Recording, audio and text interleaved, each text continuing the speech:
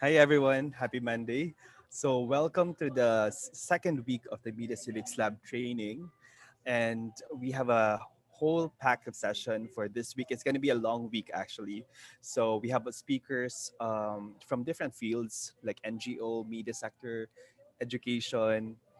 We also have from the cyber and the digital media. So it's a real whole suite of exciting speakers that we have actually prepared for you to talk about media literacy and education.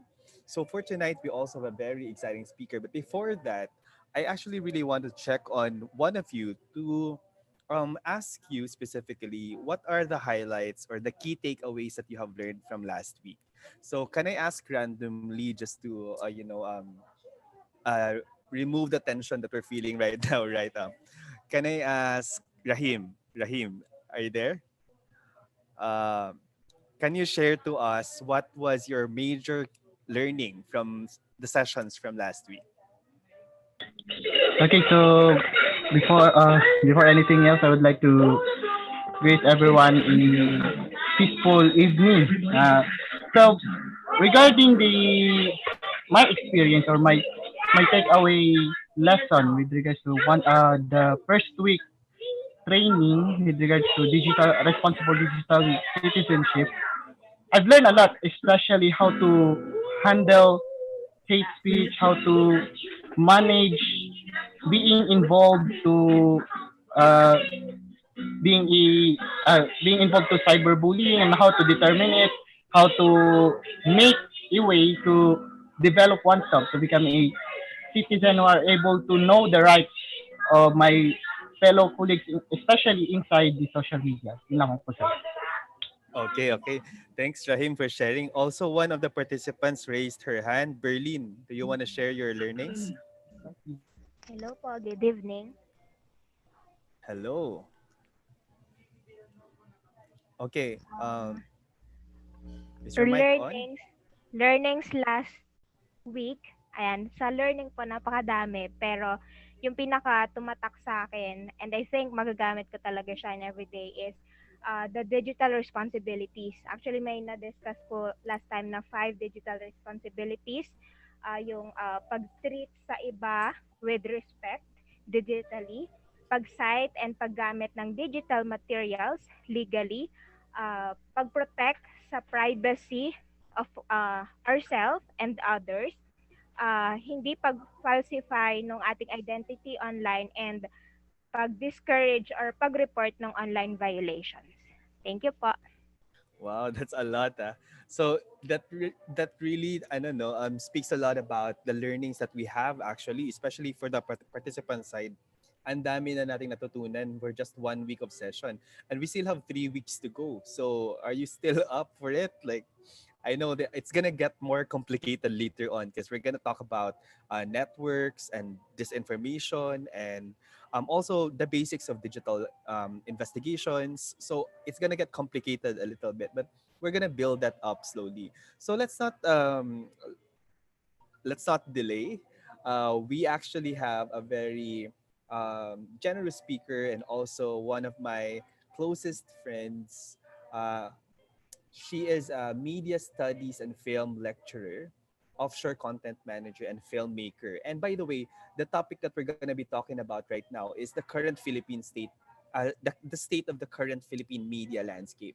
And we're also going to talk about deconstructing media messages in digital platforms. So, to give you a context about that topic, right? What was once the best example of the free media in the whole world, the Philippine media landscape took a major turn. Nakikita nyo naman in the recent few years, there's a lot of changes in the Philippine media. There's proliferation of fake news, unreliable independent press, paid online trolls, and the limitations and oppression of the state of the Philippine media right now. So the question that we have here is how do we actually break free from this kind of oppression and grip of fake news? How to deconstruct underlying media messages and reconstruct it for social media consumption? And how did this entire shift of media landscape happen? Like did it happen overnight or the incremental steps that led to that? So to shed light on that particular issue, we've invited one of my closest friends. a media studies and film lecturer, offshore content manager and filmmaker, a holder of a certificate on new media and journalism from Ball State University under the U.S. Department of State Study of the United States Institutes program, which we both took in the US way back in 2011. She's also a contributor for various international film and media journals and is currently taking her doctorate degree in development studies at the UP Diliman. I would like to introduce to you Mel Aguilar. Hello, everyone. Thank you so much, Gab, for that intro. So, good evening sa inyong lahat. So today's lecture will be on the current status of the Philippine media landscape. So, I'll just share my screen with you first. Please hold on a sec.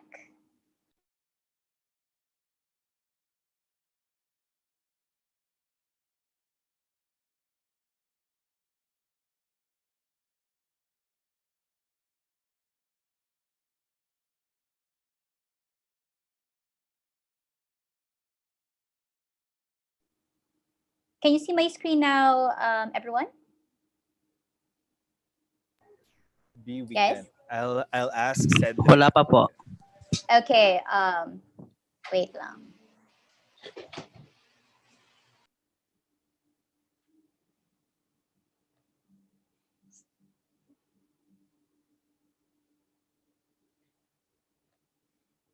Hmm.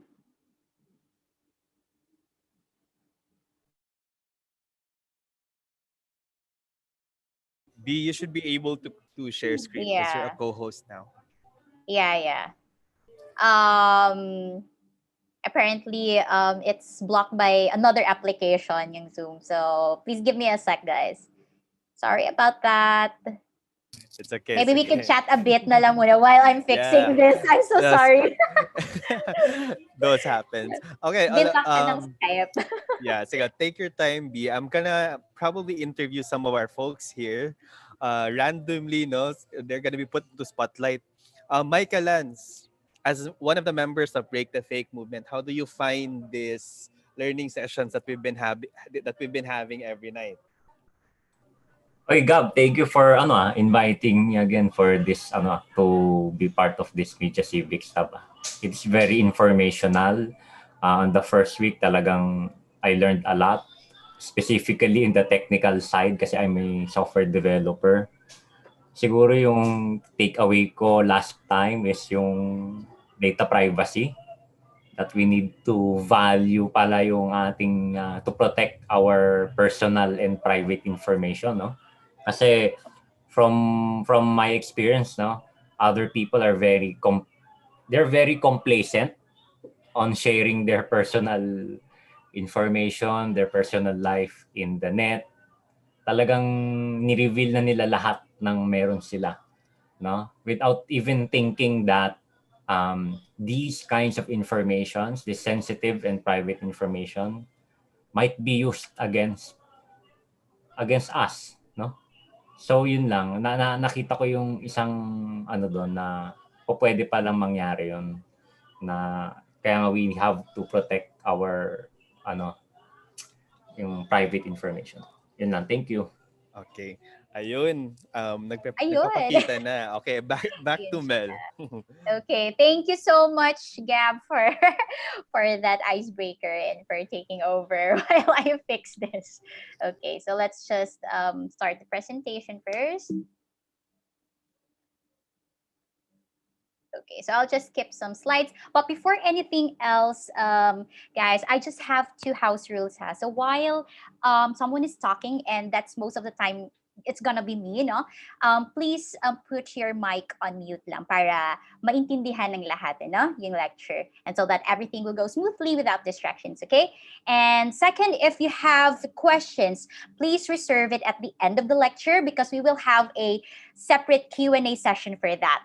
But if you have like an urgent question that needs to be addressed, it's totally fine. Just raise your hand lang. Kung talagang very urgent na talaga na masagot yan. For example, you need to clarify some terms or some terminologies aren't that clear to you, or if you wanted to clarify some vague na mga concepts. So you may do so, no, para at least we can discuss in a proactive way. Okay?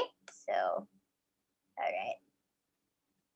I'll just put, nakikita ba, B, nakikita ba yung video sa, yung ano, pop-in ng Zoom, or is it okay? Can you guys see my whole screen? Yes, we can, Mel. This is Cedric, by the way. Yep, it's all clear. No Okay, pop-ups. all right. Okay, all right. Thank you. All right. So, all right. Okay, so let's just go through the course summary first. So this short course provides you an overview of the media phenomena and the power it upholds in today's society. And it also serves as a primer. Pag sinabi natin primer, so it's a general overview, no, of the current Philippine media landscapes with a special focus in digital media. Why we chose digital media? Because digital media is the most unregulated form of media, because unlike TV, film, wala tayong regulatory body like MTRCB, no? And other institutions and organizations na may make sure that we are taking in content that is not detrimental to the audiences. Okay, so some things to expect. So students are taught to approach media messages and their meaning from a critical and multiple points of view, reflecting upon their exposure, your exposure. It allows you to interpret media messages consciously and analytically using the core concepts of media literacy. So I know that you've been hearing the term media literacy a couple of times, because this is the point of this initiative, this very wonderful initiative, um, from the Break the Fake organization, of course, headed by my good friend Gab. And through the methods and insights presented to students, they are engaged towards understanding, deconstructing, recreating, and advocating media content geared towards genuine social change. Because yun ang kailangan natin at this point in time, no? Is to have proactive and progressive media content that will battle, disinformation and all of those hula baloos happening in the background. So that's the point of this initiative. Okay. All right. So I will skip this because Gab has already made an intro. So, okay. Objectives. So first, you'll learn how to interpret media messages in unregulated media content across digital and traditional media platforms, develop an understanding of the visual messages, no? Because oftentimes what we usually get, no, in digital media are very visual. So we have memes, we have emojis, pati yon kasama siya, no, sa interpretation ng media messages, because it's part, no, in today's media landscapes, no. So ang pag-interpret noon ay it's very important, no, so that we will avoid miscommunication and manipulation per se. So, and also develop an understanding of our commercial culture. Bakit nabanggit yung commercial culture rather? Because of course, yung ating media content, we create media content that is connected, or it's intercept with the commercial culture that we have, because yun din yung point ng ating mainstream media per se is of course merong mga nagaganap na commodification of media cultures, no? And since it's part of the commercial cultures that we have, no, yung culture industries per se, no. So it's highly geared towards commodification and profit and capitalization, of course. And learn how to deconstruct or approach media messages in a critical perspective. So yan yung pinaka-important na goal for tonight, for tonight's class, is to learn how to deconstruct and approach media messages, especially in digital platform, in a critical perspective. So what we're aiming here is for you to interpret media messages using critical thinking and your understanding through the techniques and methods that I will be sharing with you later. And yun nga, utilize methods and techniques in creating proactive media content. Next, so just to give you an idea of how this course will go, so we'll discuss the course outline first, have an introductory concepts on defining media and media messages, and an overview of the new normal in new media, an overview of the Philippine media landscape, and what is the influence of media over how we live. And of course, how is meaning in media messages constructed, and after which we will be able to learn how to apply those concepts and methods in order for you to create proactive and progressive media content. Okay, so let's go first to the new normal in new media. Okay, there's a play in words here, no? So because we are currently living in the new normal world, no?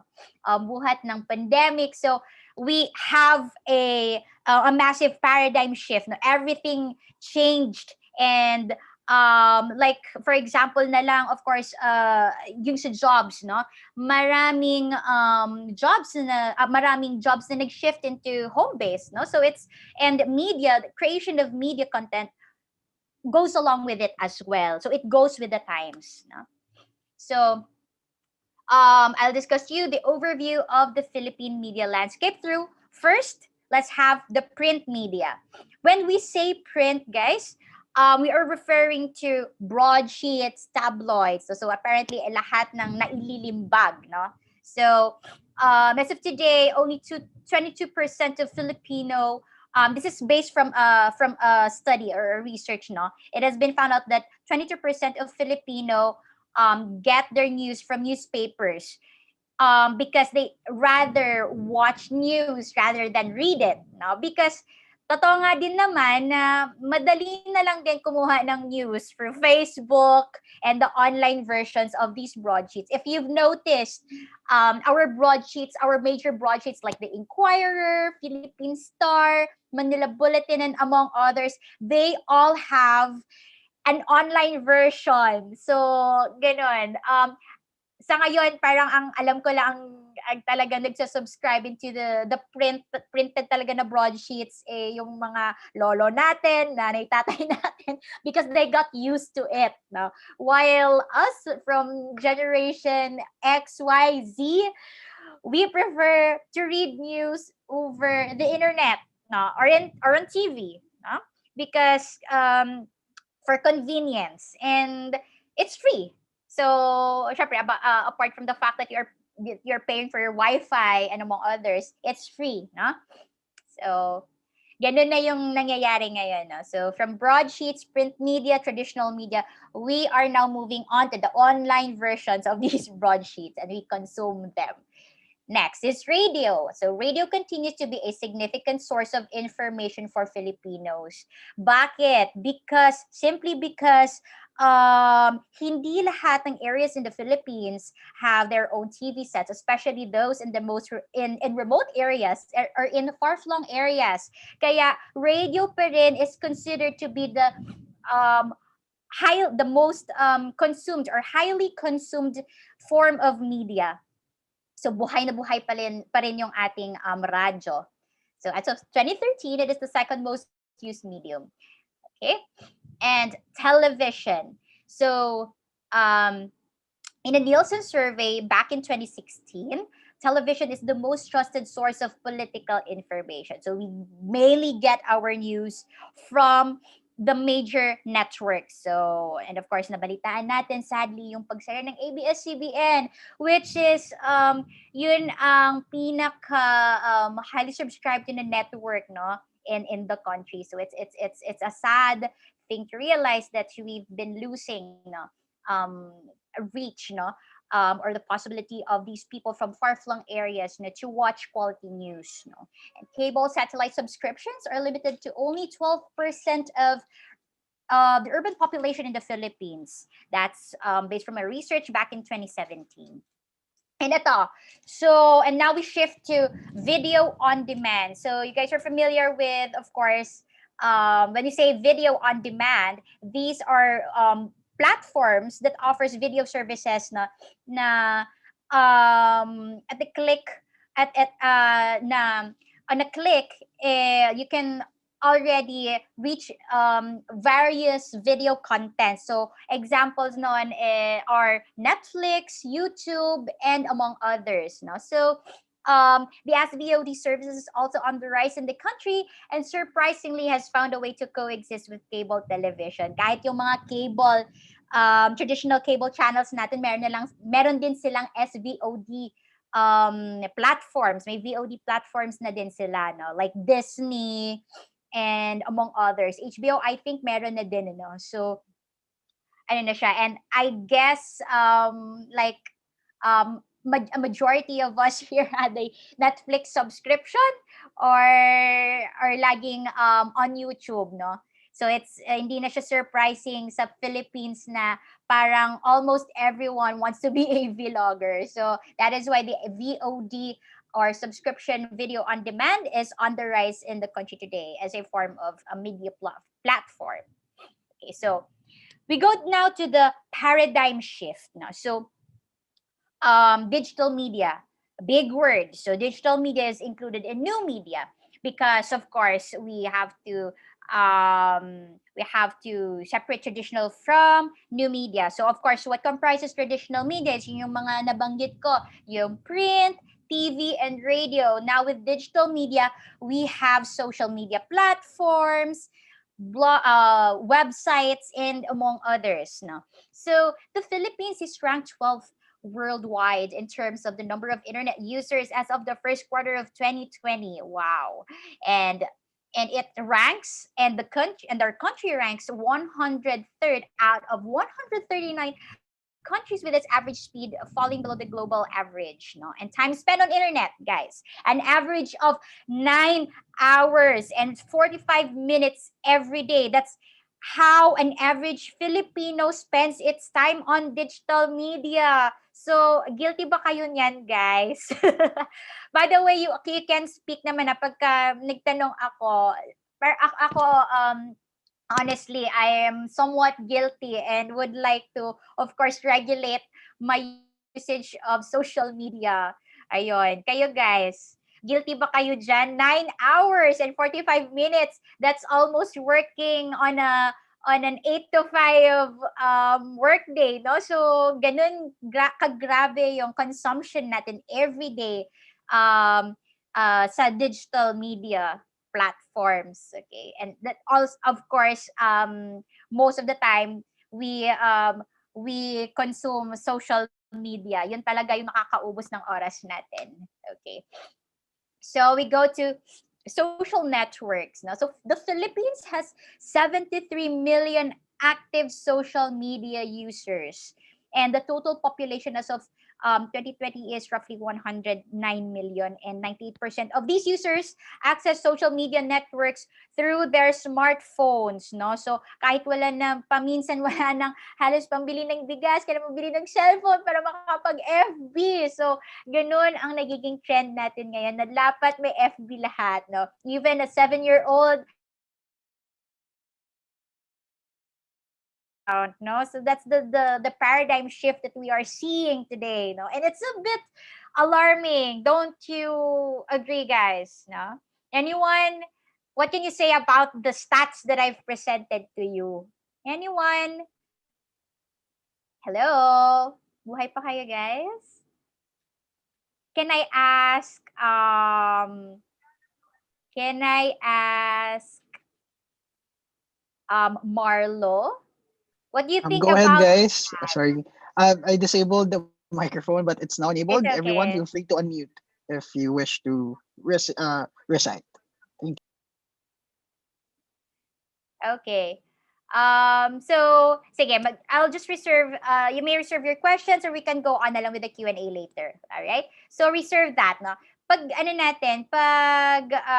isipan natin yan, let's reflect on that, no? On the stats that I've presented and how it has how it has impacted you or took effect in your own daily life, no? So we have to reflect on those statistics, no? Because it's for me it's kind of alarming, right? Okay. So Facebook is the most widely used platform. So as of nito lang din na survey no from Hootsuite no. There's 96% of internet users no, that uses the network, no? And eto, ayun. YouTube 95%, very hindi won't be surprised because yun nga sasabi ko parang halos lahat sa atin may pangarap maging vlogger. So that's why we subscribe to YouTube all the time. And of course, YouTube is has been an alternative source of information apart from Google. So it's one of the highly subscribed searched engines. So for example, if you search on how to cook lasagna, we suddenly search for YouTube, right? So, lahat ng gusto natin gawin, no, na hindi natin alam, we try to Google it or we try to search for how to and DIY videos on YouTube. Next is FB Messenger, which is at 89%, Instagram 64%, and Twitter 56%. Ako, wala akong Twitter. So, I'm not included in that 56%. Okay? Now, let's have the social media usage of Filipinos or Pinoy. So 29% of the internet using population in the Philippines search and purchase products for social media. Ayun. So we are into, example niyan guys, yung may 11/11 sale. Hello? Hello? Hi! Yung may 11/11 sale. Of course, Shopee, Lazada. No? So most of us are into online shopping. Why? Because of its convenience. So at a single click, add to cart, and then check out. And then just wait for a few days or weeks, then we have our parcel, no? Na dadating na. Hindi na natin kailangan mamasahe, hindi na natin kailangang mag-window shopping because we can basically do window shopping in Shopee and in Lazada, no? So it's because it's mainly because of the convenience that it offers, no? Ako personally, I'm into online shopping because yun nga it's very convenient and you get to have a lot of options. So ganun na siya ang nangyayari ngayon, no, sa retailing and e-commerce na, well, e-commerce is booming right now. Now, social media has become weaponized. No? It's also one fact that we have to be aware of. Massive disinformation and discourse hijacking campaigns for political agenda. So gets naman natin siguro that of course various political organizations and groups have their own agenda and they communicate it and do it via social media because it's free and it has the widest reach now as of today, especially with the youth now in today's generation.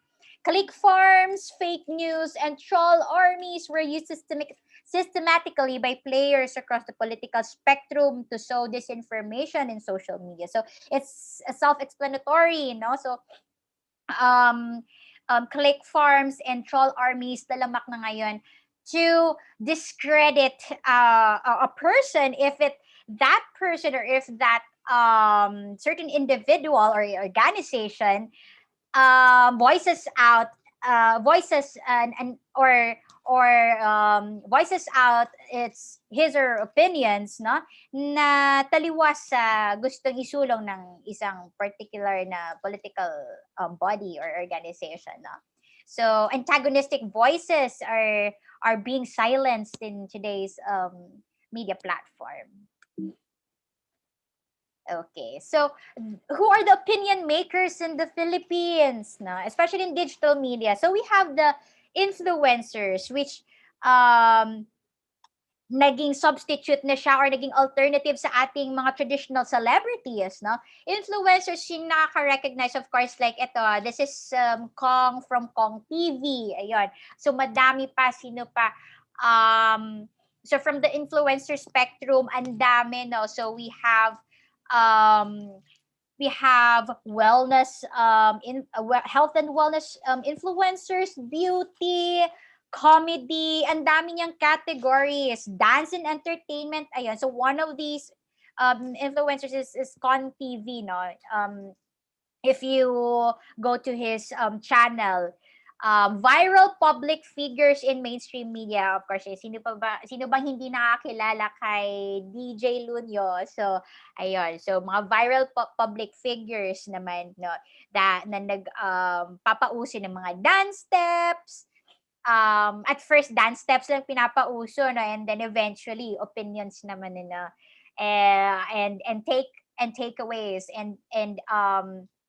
or their political takes on a certain organization and whatnot. So nakaka-influence din yun, no? Itong mga viral public figures ng mga ito.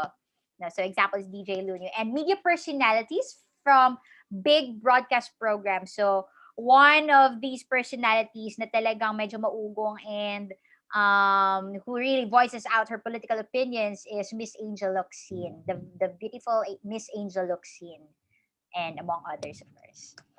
So let's define media and media messages. Is the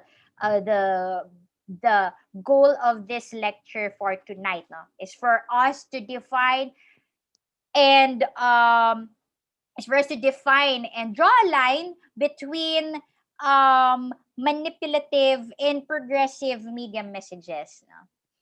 Okay, so ano lang guys, a bit of a, not really a warning, but we'll be tackling big terms head on. So like for example ngayon, so we will talk about propaganda and persuasion. So propaganda, it has a little bit of a negative connotation, right? When you say propaganda, it's pagka narinig mo siya, it's something na negative, no? But actually, when we refer to an encyclopedia definition, no, it simply means that manipulation of information to influence public opinion, no? So it can either be a proactive propaganda, or it can also discredit or destroy a certain public figure, no, or a set of public opinions. Governments, corporations, non-profit organizations, and political campaigns rely on both new and old media as tools of public persuasion to create messages and to send them to the general public. So, lahat naman talaga may propaganda. No? So, especially the governments and corporations and all of the other stakeholders in this society. So, pag sinabi ni propaganda kasi, kumbaga, meron silang specific intent, no? So, it can go both ways, like what I've said. No? So, it's either to build up a certain figure or organization, or destroy or discredit. Now, let's go to media and behavior. So media messages influence behavior, especially the behavior of young people. That's according to an author, no? It's Beatty from back in 2006 in his writing. Violent, sexual, and compulsive behaviors have been linked to media consumption, and thus raises important questions because it greatly affects media and culture. So, of course, with all of these influencers, public figures, and viral social media artists, no, it's very important that they also have to be careful of what they say online or in all of the platforms and all of the media platforms, because that can influence the youth's way of thinking or mindset, no? And of course, yun yung ating iniiwasan, yung mga compulsive behaviors and violent behaviors, no? Young people, yun nga, sinasabi ko din that young people with heavy exposure to sexually themed media are twice as likely to engage in early sexual behavior as young people with light exposure. So, hindi naman siya conclusive, guys. It's just one of the concepts, or yun yung na-find out ng mga researchers, no, media researchers, na talagang nakakapag-influence. So that is this is a little bit of a technical term na babanggitin ko. So it's called a social learning theory, no, by Albert Bandura. So you can look it up, guys, na ang sinasabi doon sa social cognitive theory, that when a particular person is exposed in media, or in a, for example, video or visual representations, or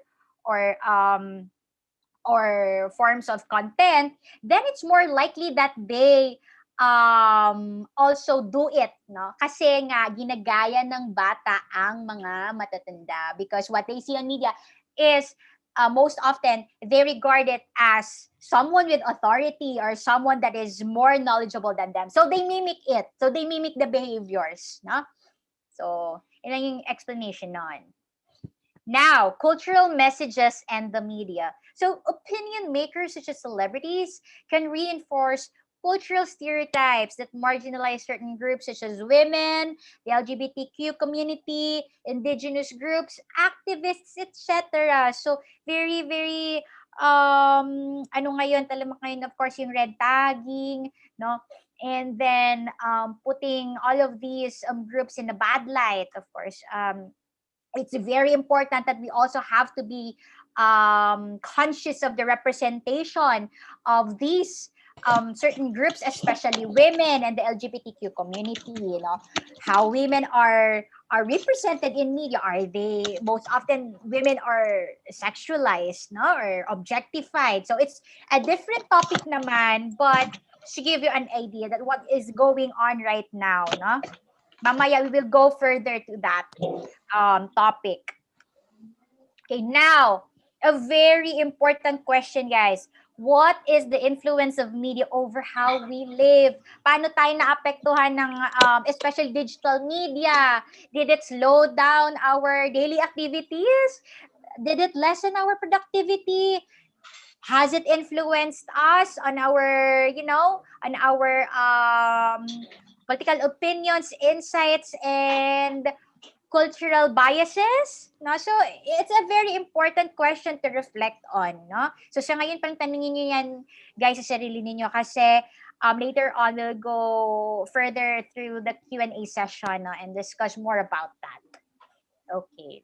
Now, how is meaning in media messages constructed? So by considering the core concepts behind every media message, you equip yourself with an ability to analyze and interpret a message and to accept or reject its legitimacy. So, kapag alam natin kung paano, sino, at kung ano yung intent behind the construction of those media messages or content, we may be able to use our own critical thinking and our own human agency to interpret and do something about these media messages. So it's whether we accept it or we reject it and create a new form of content that is progressive and proactive at mapapakinabangan sa ating lipunan sa ngayong panahon. So, ganun yung core objective ng ating session for tonight, no? So that we'll be able to have tools with us, no? Okay. So, I'll give you guys, I'll share with you the 5 core concepts of media messages, no? So first, you have to be aware that all media messages are constructed, no? So, bakit natin kailang maintindihan ang fact na ito? It's because there's this allegation, no, na audiences nowadays, especially millennials and Gen Zs, no, and the youth today daw, very passive. So that ibig sabihin lang nun is that we just take in or consume everything without filtering. That is why we have all of these initiatives from Break the Fake. Sorry guys, can someone, I'm not sure kung sino ito, medyo I can hear, can you please put your mic on mute first? Ayun. Thank you so much. Okay. So, to continue, we have to be aware that all media messages are constructed. So the content in form of a text are usually constructed, invented, planned, crafted, constituted, selected, or adopted by the communicator. So very important question, who is the communicator? So yun yung kailangan nating tanungin sa sarili natin. So if we see something that you feel that you feel na very destructive siya, no? That you feel it's a propaganda that could discredit a media organization, or activist, or a group of activists per se, for example lamang, so you have to ask yourself, no, how these media messages or these content are constructed. Sino bang gumawa nito? Ano ba ang pakay? So laging ganon, itanong natin lagi yung ganon, no? So that we may be able to para pagtanto natin sa ating mga sarili kung para saan siya, at kung ano, at kung para saan siya, at and eventually we will be able to know what to do about it, 'di ba? So it's either we reject it, or we rebut it, or we accept it, no? So ganun lang din siya. Second, we have to be aware that media messages are constructed using a creative language with its own rules, no? So each form of communication has its own creative language. For example, the music, the background music, the camera shots, lahat yon, may tinatawag na media language, no? And in film, no, we have the film language. So it's also very important. You can also do your own research and read up on that, no? And so that may be able to analyze more critically itong media messages that we receive each day, especially on social media. So like for example, the scary music that we usually get in horror movies, yung suspense music na yon, it heightens fear, camera close-ups, it conveys intimacy. And in order for us to, get in the mind of the one speaking on TV or in film, no, or in character, so meron siyang there's a psychological explanation, or there's psychology behind all of those elements, no? And understanding the grammar, syntax, and metaphor of media language helps us to be less susceptible to manipulation. So it's very important that we are conscious and aware of these elements and forms of media messages, so that we may not be persuaded easily, no? And third, different people experience the same media message differently. So differences in age, gender, education, and cultural upbringing will generate unique interpretations of these media messages, no? So according to Celeste Codit, a communication theorist, the communication process is more about relationships than it is about content. So one example is memes, no? Kung sa ating panahon ngayon, no, charot. Included pa naman ako sa sa modern generation because I'm a millennial. So we perceive memes, no? For us, memes are highly entertaining, and because it has masasabi natin parang meron siyang agreed internal and internally constructed humor behind it, or meaning behind it, no? So etong memes na to, it works for us, no, sa ating generation.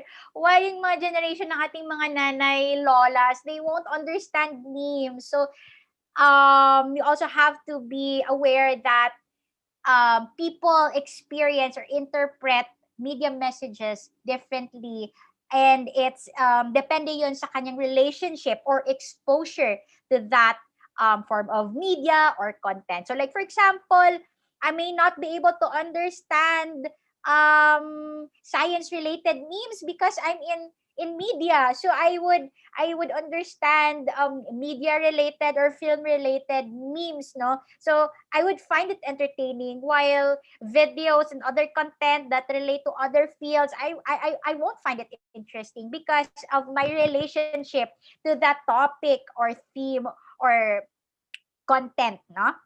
Per se. So let's move on. Fourth, the media have embedded values and points of view. Because media messages are constructed, they carry a subtext of who and what is important, at least to the person of people creating the message. Yun yung sinasabi ko, guys, from the first core concept na we need to ask ourselves as to who is behind the creation of this media content or media message, no? At kung ano ang kanyang values, is it, ano ang goals niya, no? Or ng organizations, no, behind the creation of the media message, no? Is it to discredit, to destroy, or to build up, no? An opinion, a thought, no? So it has embedded values and multiple points of view. Okay? So hindi lamang siya it has an intention behind it, and a purpose, no? And fifth, most media messages are organized to gain profit and or power. That's the point, no? That is why there's, guys, there is no free media message or content, no? It needs to gain something. Meron siyang end, no? Hindi lamang siya just for, there's a gain behind every media message. And most often, in this in our current media landscape, it's for profit and of power. So it's order for these organizations or figures to advance their political agenda, number one, or to gain profit. So that's through advertising. So Facebook ads, product placements, yung sa ating influencers, di ba, pag nanonotice niyo, they have unboxing videos and they have tag nito, meron silang pinopromote ng mga products, no? It's because there's profit, they can gain profit behind it, no? And much of the world's media were developed as money making enterprises, ads, commercials, informationals, and fundraising campaigns, no? So yun yung most often yung mga goals, no, ng current media content that we have, especially in digital media, no? Okay. Now, let's go to application, guys. So now that you have learned some the core concepts of media messages, now let's have a little application on that, no? So, I just wanted to ask you guys how you feel. Kanina nga sinasabi ko sa inyo na mag-contemplate kayo sa mga questions na nire-raise ko, no, as to how media has greatly affected, does media affect us and how we think and how we live each day. Now, so this is one example, no? So let's reflect on these images, no? So one example is this controversial. I'm just not sure if you've come across this controversial ad, no, or billboard sa mga nasa Metro Manila, no? Yung sa Glutamax, okay? By the way, guys, I want you to turn on your mics na, because this is I want the part of this session to be interactive. So this is now the time that we apply all the methods that I have earlier shared with you, no? So on how to interpret media messages for this one. So ano yung pakiramdam nyo? How do you interpret? How do you analyze? How do you look at this certain media message? Na yung sa Glutamax, maputi lang, favorite na ni boss. Unfair, di ba? Huwag magalit, mag-Glutamax. So naging medyo controversial ito. So anyone can, just turn on their mic and say something, no? No pressure, guys. You don't have to be, so go ahead. Okay, sino ang may gustong mag-recite? Go ahead lang, guys. Okay, so with regards sa information na inilagay ng Glutamax with regards sa kanilang parang advertisement, maputi lang, favorite na ni boss, unfair, di ba? So parang yung ibig sabihin lang, according sa akin lang, is parang napaka-unfair, discriminating sa part ng mga maiitim o hindi niyayaan na maputing-putis or something na hindi afford yung mga bagay na nakapagpapaputi o nakakapag-add up ng kaputian sa kanila. So, as a Filipino, normal na naman talaga sa atin na maging tayo manggi or something na hindi talaga tayo gifted na maging maputi. So, something na nakakabawas ng pagiging Filipino natin, maka-Filipino natin, yung kailangan pa nating i-reach out yung sarili natin, kailangan pa nating abutin yung sistema na pagiging maputi in order to please everyone. So, yun po, ma'am. Okay, thank you so much for that. Sorry, I cannot see your name in my previous screen. I'm sorry, what's your name? Rahim Hello. Amar. Rogin, okay, Uh, thank you so much for that insight. Rahim, there, I can see it already. Rahim, thank you so much for that wonderful insight. So, diba, parang it's common for us Filipinos to be kayumanggi, no? Why in this particular billboard, no? Bakit sinasabing it's like they're saying na hindi ka favorite dahil kayumanggi ka, mas papaboran yung maputi, mas magkakaroon ng promotion, mas magkakaroon ng mas magkakaroon ng friends over the workplace itong si maputing girl, 'di ba? So, very good insight, Rahim. So, thank you for that. Anyone else who would like to share their insights or how or your interpretation in this certain billboard, no? Yung sa Glutamax. Anyone else? Anything, guys? Hi, ma'am. Ma'am Mel. Yeah, Yes. since, Hello, Michael. Is this Michael speaking? yeah, Sorry, I can. Yeah. Okay. Go ahead, Michael. Take it away. yeah, sige. Siguro, medyo may personal experience din ako dito. Oo. Kasi, yung message dito kasi is about yung we favor yung mga mapuputi eh. Ganun yung society, ganun tayo inano ng siguro yung lipunan natin na we will favor yung mga mapuputi over yung kayumanggi. Sabihin nating tama yung tagline, maputi lang, favorite na ni boss, unfair, di ba? Hindi lang naman ito sa workplace nangyayari. Siguro maraming aspeto ng buhay kahit sa paghahanap ng makakarami sa panghapang buhay, ganyan din ng mga ganyan din ang karanasan, no? Pero ah yung nakakagulat talaga dito is how they address this problem, this wrong perception of favoring the white collar. Instead of yung company na gumawa ng advertisement is to correct the wrong mindset of the Filipinos regarding favorite being yung fini-favor nila yung mga puti. They even parang inano pa nila eh, parang inexploit nila yung ganong mindset and they profit from it.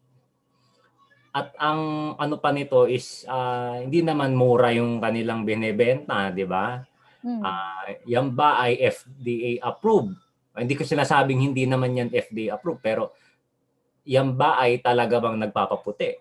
Mayroon bang scientific study? Di ba? Na talagang ganun ba talaga? Although, ang alam ko side effect eh, yung glutathione. Yan ba yung... So, ito yung nakikita ko dun sa advertisement na parang instead of changing the wrong mindset, lalo pang ina-amplify yung mindset na yun. Yun yung aking dating. Yun po yung dating sa akin, ma. Thank you. Okay, thank you so much, Michael. So, tama, no? So, when you ask yourself kung sino ba ang behind this creation of this billboard? Of course, it's Glutamax, no? Siyempre, when we pointed out that it's Glutamax, now we've come to, nakakatuwa because subconsciously natitake in nyo yung ating techniques and methods no along the way, no? So I'm very glad that you are able to that it's they were able to take it all in, no? When we ask ourselves kung sino ba tong gumawa ng billboard nito? Of course, it's Glutamax, obviously. Now, you ask yourself, Michael, ano ang kanilang goal? Is for profit because obviously they are a skin whitening product or company, no? Or they manufacture skin whitening products, no? And you're correct. It's not even how would you be able to know that it's effective, And with all of these, by this slogan or tagline, it's simply saying that na when you use Glutamax, you'll be favorite because it's apparently a skin whitening product, and etong medyo nakakatakot lang din ano in today's in today's society, especially sa ating youth or today's generation, that when we see an advertisement, we it's like we automatically cling to it. Ganun ka-effective and ganun ka-powerful yung media, no? Na marami silang napapersuade, yun nga, di ba? We go back to the concepts that we've discussed earlier, persuasion, no? It's called persuasion, persuasive media. So, pagka tingin natin sa when we look at Glutamax, ano, and there's maputi na girl, no, na model, no, and suddenly she becomes a favorite in the workplace or in just basically in any setting, no. So it's kind of alarming, no, because and that is true that ina-amplify pa ng company yung ganong mindset, no, which is very, and nasa billboard pa siya. I'm just not sure if it's in EDSA or parang nasa Cubao ata itong billboard na to. But it has been in the major highways, no? So, yung ganong mindset, no? Which is kind of detrimental to our culture and to the body image of Filipinas, no? Because of course, Filipinos are naturally kayumangge and a lot of Filipinas are naturally kayumangge. So, 'di ba? Ano na lang ang anong klaseng mindset ang pinopromote ng company na ito, no? So we are not discrediting, but we are just discussing things, no, in a critical perspective, which is very important for us. So yung mga ganong tanong ang kailangan nating tanungin. So we have to ask the right questions in order for us to interpret these media messages that can be very detrimental to our culture, to the body image of women, or to the various groups, and sa of course sa kalahatan na, no. So favoring the dominant ideology, no. So and of course kasi ang end of this is profit, no. So pera ang dulo nito, no. So but of course you're not saying that it applies to all whitening products, no? Or ano, meron din namang medyo, while of course the goal is of course profit, meron namang mga ibang companies na careful, like for example Dove. They've been doing promotional materials or other initiatives that promote all color, no. So it's very important, very ano din sa panahon ngayon yung racism, no, or yung wrong judgment, no, and tag nito, and exploitation of these concepts, no, that refers to race and skin color, no. So especially to young girls, 'di ba? um so what do you do about it? So I have a naturally kayumanggi morena skin. So mag-glutamax na lang or mag-skin whitening product na lang ako, and it ends up most often merong, if you can see in other news, no, na merong mga cases na yun nga, you cannot be so assured of the effectivity. So paminsan it's not suitable to the skin because you might have sensitive skin, but then because of these media messages that we take in and we subscribe to, we tend to use them, no, and it ends up na nakaka we end up hurting ourselves, no. So like for example, we get allergies and other side effects, no. So yun yung medyo dangerous, no. Another example would be mga slimming coffee or slimming teas, no. So guys, if you have other insights, no, that you wanted to add on, just go ahead lang, ano. So ayun, thank you so much, Michael, for that insight, and of course Rahim. So anyone else who wants to add any interpretation, any thoughts in this ad? So just to add on our discussion and to raise our discourse. If not, I'll move on to the next.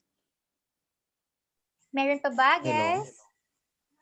Okay, see, go ahead lang. Sorry, I cannot see your name on the preview, ha? But please go ahead lang.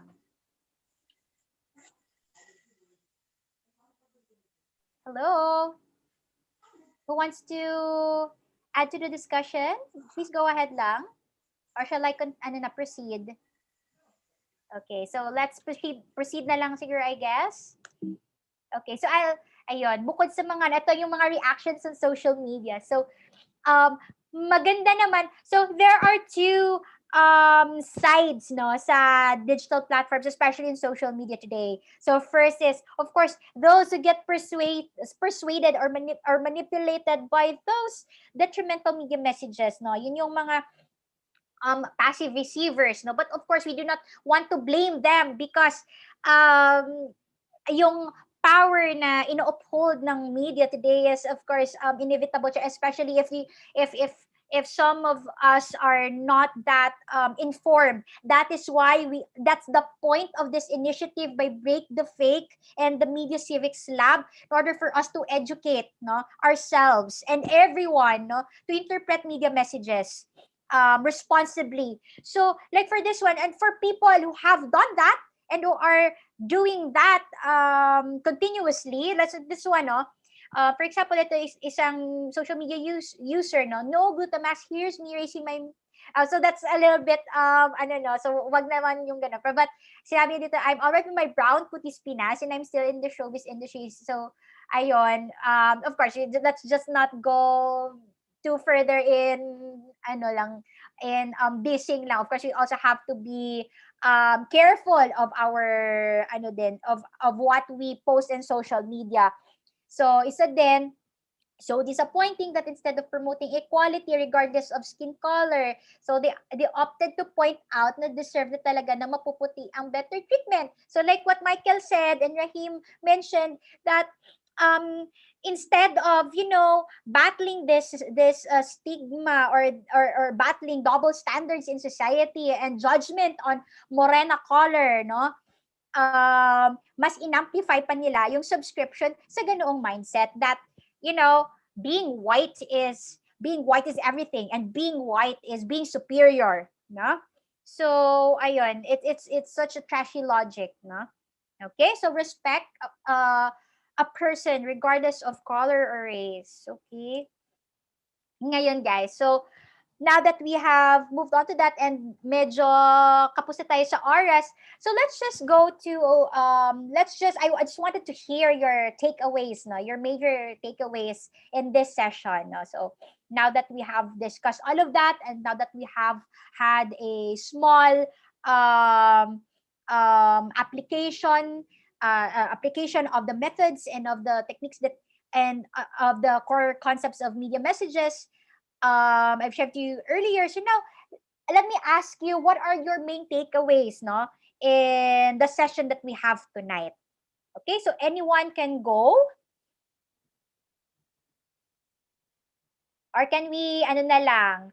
I wanted to hear sana the majority of you to share your experience. Kahit very quick lang, no? Kahit one sentence lang, no? Kahit very quick lang. Go ahead, Rahim.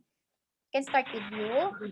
Okay, so with regards sa mga napag-alaman ko, so my takeaway with regards to this topic is that the situation of our country, the Philippines, in terms of this digital paradigm shift or the paradigm shift happening with regards to digital media is something alarming. Biruin mo yon, at the young age, marunong nang magmaniobra ng mobile phone. And being so distracting with this is that the posting or having a meme, creating memes with regards to sensualizing, so parang sexualizing mga posts na with regards to parang pornography or something like that, which is something na nakakababa palalo sa pagtingin natin sa ating mga sarili bilang tao. So yes, Philippines is considered a religious kind of country sapagkat majority are Christians or Catholic Christians, and aside from that, meron din tayong mga Muslim brothers and sisters. So parang nakakababa ng pagtingin sa atin bilang Pilipino na we are promoting or we are amplifying more this kind of culture na parang mas pinapaboran natin yung ganitong parang paradigm shift na parang inaalaw na lang natin yung sexualizing, yung racist kind of ideology, yung parang dinedeprive pa natin lalo yung kultura natin instead of promoting it. Yun po. Okay, thank you so much for that, Rahim. Ano lang, just to support lang your insight, the the paradigm shift is inevitable because when we say a paradigm shift, it's the change, the course of change that we are undergoing. So it's not um generally bad, but we have to equip ourselves through educating ourselves, no, and on in and understanding more on how to interpret media messages, no. And you are correct, no, na it's the very alarming situation that we have today, no, especially with the consumption. Kita niyo yun, guys, yung stats natin, no, sa media consumption, no? So thank you so much for that, Rahim, for those insights, no. So what we can do is not really, not really go against the paradigm shift, but learn how to adapt responsibly rather. No? So, tama ba, Rahim?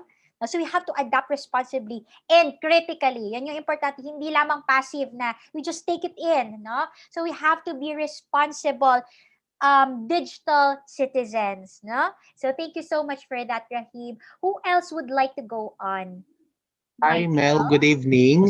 Oh, hello, Paula. Please go ahead. Take it Hi, I away. just want to add this lecture is very important and some very relative siya kasi I am working with National Council for Children's Television, where I handled media literacy orientation services, which we deliver to students, parents, and teachers.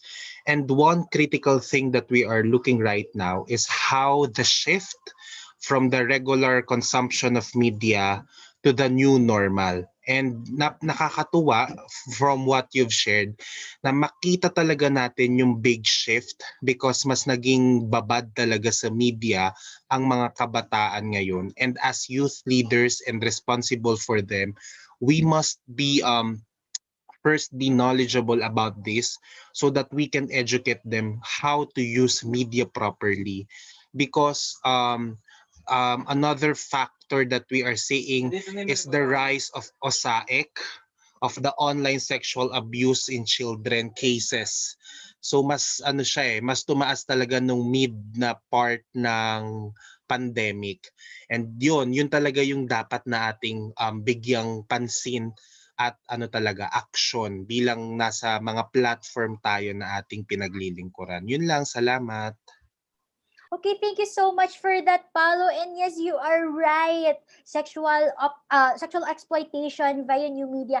Actually, I'll be doing that lecture, that particular lecture on women and gender in media. So if you want to join again for another session, so I'll be tackling that particular topic, and everyone else who wanted to, go further into that. No, so I think the Break the Fake movement Facebook page will release their schedules soon. So thank you so much, Paolo, for that. And yes, you are correct. Sa ngayon, especially ngayong pandemic, that everyone is locked in their homes with only a cell phone, a computer. Talagang very prevalent yung sexual abuse, hindi lamang sa in like literally sexual abuse in the household, no, domestic abuse in the household, because of course limited lang din yung ating capacity to go out, and young children, women are with some family members or friends or kung sino man na that they trusted, but then it turns out na of course that we do not know, no, paminsan na we are with sexual predators online or in our homes, in the community. So it's a very timely topic to discuss. So thank you for that, Paolo. So if you can please join us again in another session with that women and gender in media, no, with a special focus on sexual violence happening in digital media. So again, thank you so much for that, and sana mas palaganap pa natin yung ganong awareness and all of these very good initiative. And and project by the Break the Fake movement and Media Civics Lab.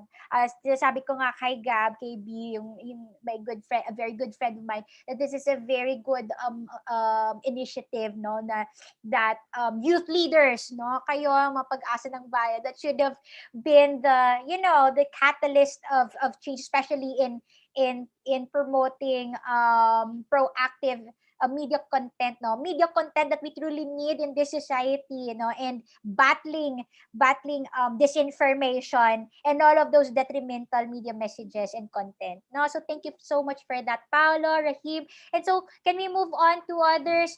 Ano naman ang takeaways ninyo, guys? So who wants to go on, please do lang, ha. Pasensya na kayo, medyo madaldal talaga ako. I'm very overwhelmed and I'm really passionate about this topic. So, ayun. B, And why don't we move to the Q&A session kasi we only have 15 minutes left. okay. Thank you Okay. so much for that, B. Okay, sige, paghaluin na lang din natin itong Yeah, what ano yung na lang natin, main i-mix up. takeaways. Yes, let's mix up na lang. Sige, Oo. so i-mix up na lang natin yung takeaways at saka yung questions. So we start entertaining the questions of our audience, ano. Yes. Um, we have one question from Michael. Okay. So sabi niya, with the advancement of tech, modern social political media messages have become multimodal already. And then it's harder to deconstruct messages, especially that some messages like memes now draw people to more confusing semantics of media. So, can you recommend specific criteria in examining and understanding social political media messages so that students could be easily made aware about the evident propaganda or ideologies? Okay. So, like what I've said, very ano lang naman. Let's just put it in a very simple, let's just contextualize it na and simplify it na lang, ano, on how to point out, no, and how to point out media messages that are detrimental, no, or that are advancing political agendas that can discredit groups, no, especially marginalized groups. Very, ayun lang, I just want, ano lang, babalik lang din tayo ulit, guys, sa pagtanong na kung sino ito, who is behind the creation of these media messages, no? And you have to do a little research about that, no? You have to do a little research about that. And there are a lot of websites, no, that you can go for, no, in order for you to fact check, no? So, like Gab in the Break the Fake movement, maganda na ma-share, no, yung ano, I know that you've already created a parang toolkit on how to interpret media content. So, Yes. and how to verify fake news, no? So, Yeah. like the Break the Fake movement and other organizations, so there are also international organizations, media organizations that provides toolkits, no, to flag or to in order for that helps people identify these detrimental media messages, no, that advances that advances this kind of mindset, no, that can be destructive and that could discredit some marginalized institutions and organizations. So ayun, babalik lang din ulit ako sa kung sino ba ang behind that, and of I, course the intention. I Ayun. wanna add something, B, kasi yung sa Okay. question ni Maiko kasi is very related din to, parang na-magnify siya doon nung there was this one case, I think it happened last Okay. week, si Sara Ilago, yung Yeah, congresswoman okay. ng Yeah, Kabataan yeah. Party List. Yeah, She kabataan. actually filed a case against this the Philippine National Police, 'di ba? Which is a branch in Mindanao.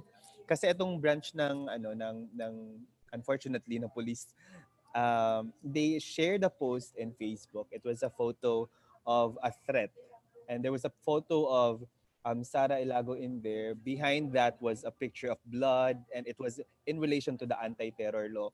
At first look, if you look at the media message, it's kind of confusing because you will not know necessarily what the message is. But if you look Yeah. at the implications, it's really about the anti-terror law. It's a direct threat to her that she will actually be taken care against by these people of power.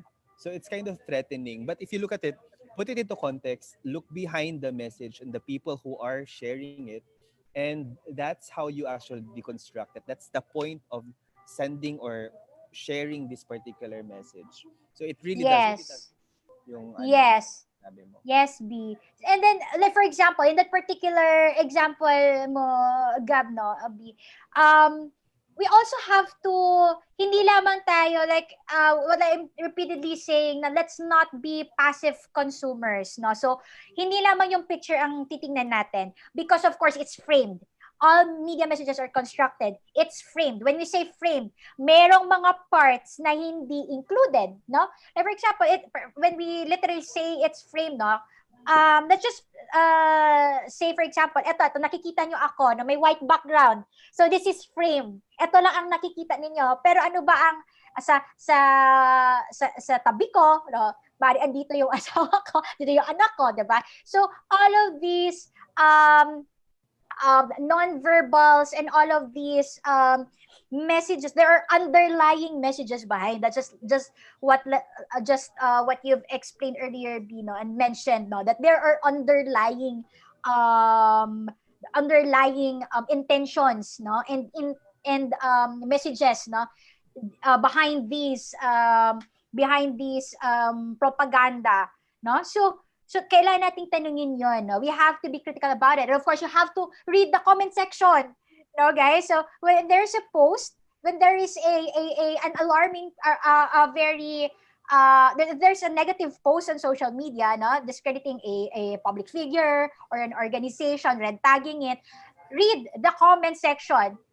Makikita ninyo, ma-observe ninyo yung trend, no? So, you have to look all sides, no, of the story. So, know what really happened, read up on the news, no, hindi lamang hindi lamang sa isang news source, no. So try to look for different sources, no, na media institutions, no. So hindi lamang sa mainstream media, but also try to look at alternative media organizations, kung anong take nila sa ganoong story, no? So you have to look in all sides, no? And especially in digital media, specifically comment section, guys, makikita niyo yung trend, kung ano yung troll at hindi. So obvious naman yun. And yun nga, then there are toolkits being provided. So it also pays a lot to, do your own research and and get to and come across these toolkits and all of the other resources, in order to equip yourself better, no, and ask the right questions. Who, what, where, how, no, these media messages are created. Let's just simplify it as that, no. So, yun lamang, B. So, I hope that answers your question. Yeah, it definitely has. At also, by the way, kasi wala pa namang question, no, na ano, we encourage all our other audiences, no, to ask another question. But before that, I also wanted to add na a lot of the things that we actually experience right now, it plays around relativity. So, to a certain extent, who di ba they say na who could be terrorist to you couldn't be a terrorist to me, and that's why it's difficult to standardize terrorism at this level, because and also trust is a big thing. Who does standardize who the terrorists are and who aren't, right? So in the context of media, and because apparently Michael also brought it up, that there was confusion, it's much more difficult to standardize now. Let's just say ang ano absolute, let's play into absolutes rather than relativism, because there are morally unacceptable things like killing someone or like suicide. If we are on the side of absolutes, that's it's morally unacceptable in the context of society right now, then you will be having a much easier way to dissect a certain media message, and then you won't have to play around the relativities anymore. Exactly. So, ayun, natumpak mo, Bino. So, also adding to that, of course, you've mentioned the anti-terror law. So, So, yun nga yung point is the question is, sino ba ang terrorist? How do we identify or are there any rubrics? Sino ba ang gumagawa ng mga ganito? And putting it into law with a very vague provisions, it's very very nakakatakot, alarming, and it's exactly what we need to be, we need to guard ourselves, no, pag nangyari yon, kasi anyone could be tagged as a terrorist, no? So it's very important for us to, ayun nga din sinabi mo, Bina, it's let's just play on the absolutes na the concept of killing. If you don't think EGK, if you think EGK is okay, then there must be something wrong about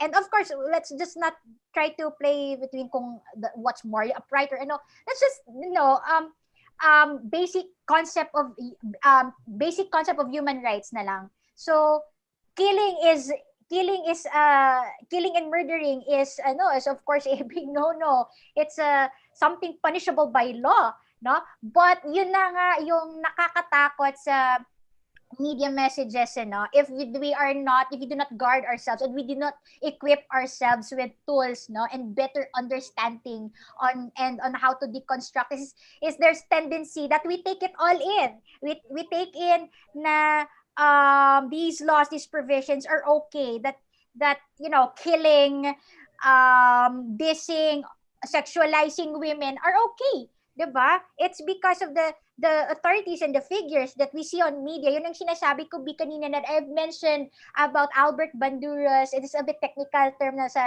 in communication theory, Albert Bandura's social cognitive theory, that what we see in media is, of course, itong mga figures ito is what we see as authorities, no?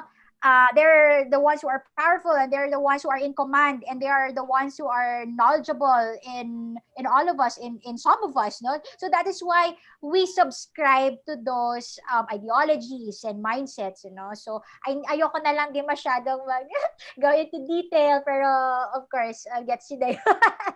Ganun ibig ko sabihin, no? When we say about Yes. figures of authority, So ayan, Oo. it's Pero something that we should ano ponder upon. yes, and also baka they will get the wrong impression, no? Like what we're saying here is that we're not dictating your belief systems, okay? Just wanted to clarify. What we would just really suggest is that at the end of the day, before you receive and perceive a certain message, look behind the real facts. Look behind who's propagating it, what's the intention. Be a critical thinker. Yun lang naman talaga ang bottom line nito. Yes. And if you still Yes. believe that that is your choice, like you still align with a certain belief, and it's in opposition with the minority, with the majority, that is okay. But at least you will be able to, compare your belief systems against other people and still be able to communicate that with respect and with the basic level of human decency. And ayun lang. Do we have one more question Yes. before we wrap up? Yeah. If Any none, kasi medyo question? closing na tayo, B, do you have anything to tell to our audience before we close? Siguro, like, ayun nga, just to wrap everything up, ayun, we have to equip ourselves with the right tools. Doing research goes a long way, guys, especially for you, youth leaders, na, because you have the capacity, and you are seen as a role model, no? So, um, it's not that I am pressuring or you're pressuring you to, you're not pressuring you, but of course, as youth leaders, you have to be responsible and conscious of your consumption, and of course what we post in social media. And also, ano ka lang din, just like yung aking ano lang din, advice is for you to use your voice, no, and your image as youth leaders to promote media content that could benefit us, no? Especially during this especially during these times, no, that we're currently living in a new normal world, no. So that media content propagate